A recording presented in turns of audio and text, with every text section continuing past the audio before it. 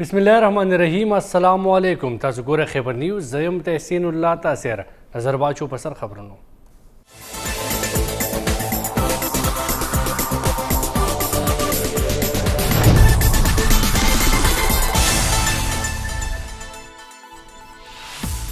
د پیښور غربي تاڼي په حوالات کې مړ شوی طالب علم شازیب افریدي جنازې مونځ ملازۍ سیمه کې ادا شو. جنازه کې د پښتونخوا اسمبلی ډیپټي سپیکر محمود جان او پولیس چارواکي شریک وو. عام خلکو هم ګڼ شمیر کې جنازه کې شرکت کړي. په دغه موقع راغلي خلکو د شازیب پلار له دلاسه ورکوله. وروسته مرحوم شازیب ابایي ادیره کې خاورو ته وسپارلی شو. ډیپټي سپیکر کے پی اسمبلی محمود جان جنازې وروسته میډیا سره خبرې کړې. ویلي دي چې صوبایي حکومت به متاثره کورنۍ ته انصاف ورکوي. د وزیر اعلی په هدایتو فوري اکشن اخیستی شوی. د متعلقه تاڼې ټوله عمله معطل ده.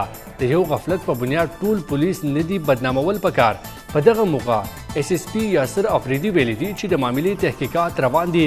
کتل کیږي چې څنګه دغه هلک خودکشي وکړه او څوک چې د کیمرو په څارنه مامور وو هغوی ولې غفلت کړی.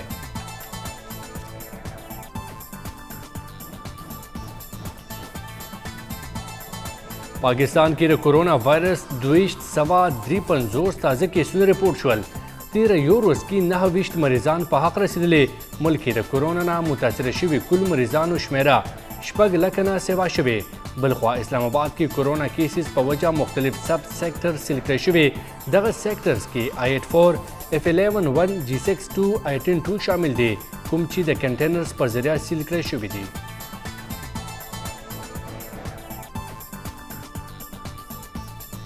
کورونا کیسز کې اضافه. د خیبر پختونخوا مختلف ښارونو کې بازارونه د شپې 8 بجې بندولو احکامات نافذ. مردان، نوخار، صوابۍ، ابټاباد، سوات او ملکن کې به 8 بجو نه پس بازارونه بند وي. شادي هالز کې هر قسمه انډور دستورو باندې هم بندیز لګولی شوی. د لوبو مقابلې او کلتوري دستورو انعقاد هم منع کړی شوی. ټولې تعلیمي ادارې هم بندې کړی شوې. ولې پرایویټ سکولز مالکانو حکومتي احکامات په هوا کې الوزولي او سکولونه خلاص ساتلي. د عوامي نېشنل پارټۍ مرکزی صدر اسفندیار ولی خان د کورونا وایرس کار شوی. د پارټۍ صوبایي صدر ایمل ولی خان تر مخه کورونا ټیسټ مثبت راتلو نه پس اسفندیار ولی خان خپل ځان قرنطینه کړی او د هغه حالت بهتر دی. د سرخار اسلام آباد ډیپټي کمشنر حمزه شفقات هم کورونا کې اخته شوی. ډي سي اسلام آباد ټویټر بیان کې خلکو ته د دعاګانو اپیل کړی. وزیر اعظم عمران خان نن نوخار ته تللی. وزیر اعظم په نوخار کې د خونانو د کروندې مهم آغاز کړی. وزیر اعظم نوخار کې به دستورې ته خطاب هم کوي.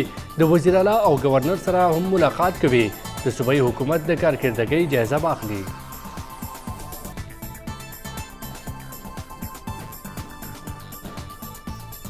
د نون لیگ نائب صدري مریم نواز ضمانت منسوخي کیس. د نیب په درخواست نن لاهور های کورټ کې د کیس سماعت کیږي.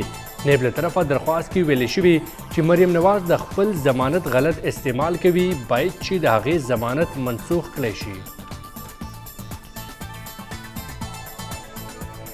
نیب دروغ وایي. زه چې کله هم رابللی شوی یم حاضري مې کړې. د مریم نواز جات عمره کې میډیا سره خبرې وایي چې تیر ځل نیب پیشې دوران زما په ګاډي حمله هم شوې وه. نیب زما نه هیڅ تحقیقات نه دي کړي. زموږ د کامیاب جلسو په وجه نیب زما خلاف های کورټ ته تللی. مریم نواز مطالبه کړې چې سیاست کې دې مداخلت بند کړی شي. زه به د اوړو، چینو او پټرول غلو خلاف غږ پورته کوم. دوی زما خوله نشي بندولی. مریم نواز د جاوید لطیف د بیان هم دفاع کړې. ویلي دي چې د هغه بیان سیاق و سباق نه لرې پیش کړی شوی. د کویټې په هزاره ټاون کې اجتماعي ودونو دستوره. په دغه موقع د 15 جوړو اجتماعي واده شوی. نوي واده شوي جوړو لا د کورني استعمال څیزونه هم ډالۍ کړی شوي. د اجتماعي خوشحالو باره کې رپورټ هم د بولټن برخه ده. پاکستان د اسلام فوبیا خلاف عالمي ورځ مانځلو تجویز کلک ملګری دی. د ترجمان دفتر خارجه زاید حفیظ چودھری بیان وایي چې د شروع پر ورځ نیویارک کې د OIC ګروپ اجلاس کیږي. پاکستان نیامه کانفرنس کې هم د اسلام فوبیا پر ضد قرارداد منظور کړی و. وزیر داخلہ شیخ رشید احمد بین الاقوامی ہوم لینڈ سیکیورٹی کانفرنس کی شرکت لپارہ قطر تتلے ملی پول قطر پاناما دی دریزونی کانفرنس کی بعد شیخ رشید تو پاکستان نمائندگی کے بھی وزیر داخلہ بعد قطری وزیر اعظم سرا ہم ملاقات کبھی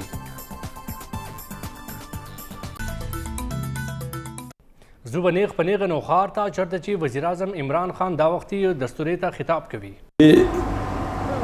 صرف خیبر پختونخوا میں ہی اس کا امپیکٹ نہیں جائے گا، اس کا سارے پاکستان میں امپیکٹ جائے گا۔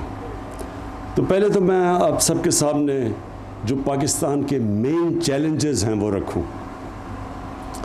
سب سے بڑا پاکستان کا چیلنج فوڈ سیکیورٹی۔ ہم ایک وقت تھا کہ گندم ایکسپورٹ کرتے تھے، یہ پچھلے 2 سال میں پہلے ہم نے کوئی 30 لاکھ ٹن امپورٹ کی، اس سال 40 لاکھ ٹن گندم ہم نے امپورٹ کی، اور اسی طرح چینی کا بھی ہمیں اس بار امپورٹ کرنی پڑی۔ پہلے سے ہی ہم ایڈیبل آئلز جو گھی، پام آئل، ہم وہ امپورٹ کرتے ہیں۔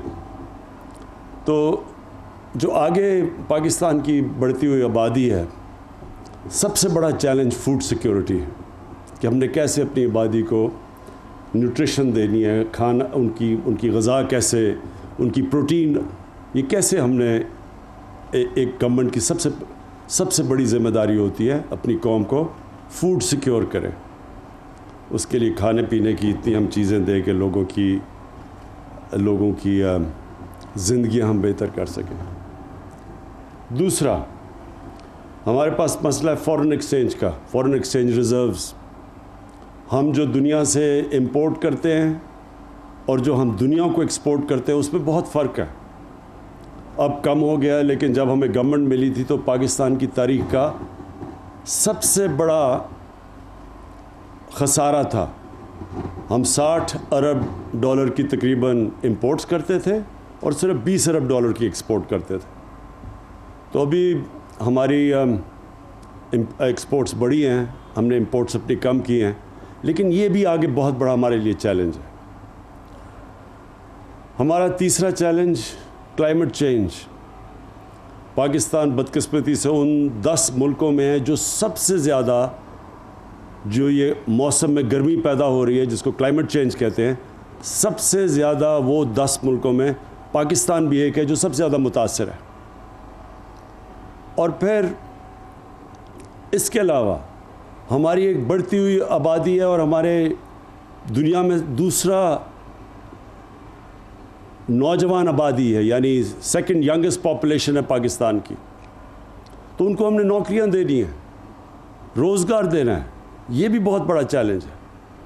اور پھر شہروں کے اندر ہمارے بڑی تیزی سے پولوشن بڑھ رہی ہے، آلودگی، تو یہ بھی چیلنج ہے۔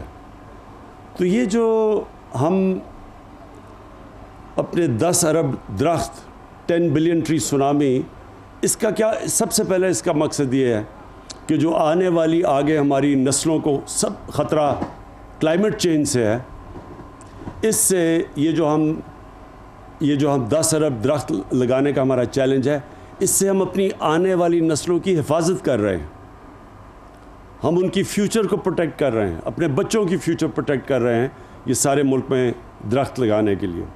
تو جتنے بھی ہمارے جن کے بچے ہیں ان کو اس لیے شرکت کرنی چاہیے اپنے بچوں کے لیے، جو نوجوان ہمارے ہیں ان کو اپنی مستقبل کے لیے اس 10 ارب ٹری سونامی، 10 بلین ٹری سونامی میں شرکت کرنی چاہیے۔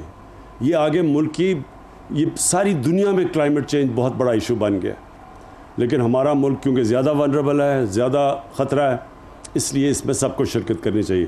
تو یہ جو آج ہم یہ اولیو پلانٹیشنز کی، یہ جو زیتون کے درختوں کی ہم پورا یہ آج پلانٹیشن کر رہے ہیں اتنے بڑے علاقے کے اندر، اس کا ایک تو یہ مقصد ہے کہ ہم اپنے ملک میں شجر کاری کر رہے ہیں۔ دوسرا مقصد کہ جو زیتون ہے یہ اس سے فورن ایکسچینج آ سکتا ہے، جس پیمانے پہ ہم یہاں زیتون کے درخت لگانے جا رہے ہیں، تو بجائے پاکستان اس وقت اپنا قیمتی ڈالرز اپنے خرچ کرے باہر سے ایڈیبل آئلز امپورٹ کرنے کے لیے، اگر ہم کامیابی سے یہ پوری طرح جو اب ہمارا پلان ہے سارے پاکستان اس علاقے میں جدھر زیتون لگ سکتا ہے اور خیبر پختونخوا کے اکثر علاقوں میں لگ سکتا ہے، یہ جو دریائے سندھ ہے اس کا جو رائٹ بینک ہے سارا سلیمان رینج تک اوپر قبائلی علاقہ، یہ سب سے بہترین علاقہ ہے زیتون کے درختوں کے لیے، اور